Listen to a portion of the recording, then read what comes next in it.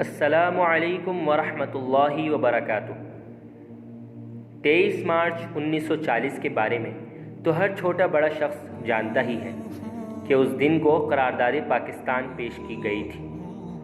وہ قرارداد پاکستان جس کی بنیاد پر مسلم لیگ نے بر صغیر میں مسلمانوں کے جداگانہ وطن کے حصول کے لیے تحریک شروع کی اور 7 برس کی قلیل مدت میں اپنا مطالبہ منظور کرانے میں کامیاب رہی۔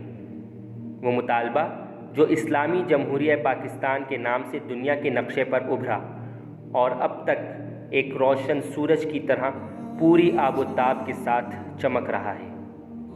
اہم بات یہ ہے کہ پاکستان بننے سے پہلے اور بعد میں 1956 تک ایسا کوئی دن نہیں منایا جاتا تھا۔ 23 مارچ 1956 کو پاکستان کا پہلا آئین نافذ ہوا۔ اسکندر مرزا گورنر جنرل سے صدر کے عہدے پر براجمان ہو گئے۔ 1957 اور 58 کی 23 مارچ پہلی بار یوم جمہوریہ پاکستان کے طور پر منائی گئی، مگر فوراً ہی 1958 میں جنرل ایوب خان نے ملک میں پہلا مارشل لاء نافذ کر دیا اور آئین ختم کر کے اسمبلی کو تحلیل کر دیا۔ اب 1959 کے 23 مارچ کو ملک میں جمہوریت باقی ہی نہ رہی تھی تو کس لحاظ سے اسے یوم جمہوریہ منایا جاتا؟ لہٰذا 23 مارچ کو اس کے اصل 23 مارچ 1940 کے قرارداد پاکستان پر لوٹا دیا گیا اور اسے قرارداد پاکستان کے طور پر منایا جانے لگا، جو اب تک جاری ہے۔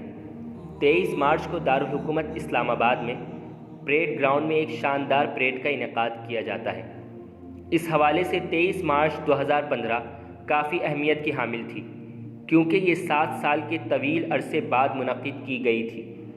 2008 میں جب طالبان کے خلاف پاکستان میں عسکری کارروائی کا آغاز ہوا تو یہ پریڈ سیکیورٹی خدشات کی بنا پر ایک طویل مدت منعقد نہ ہو سکی۔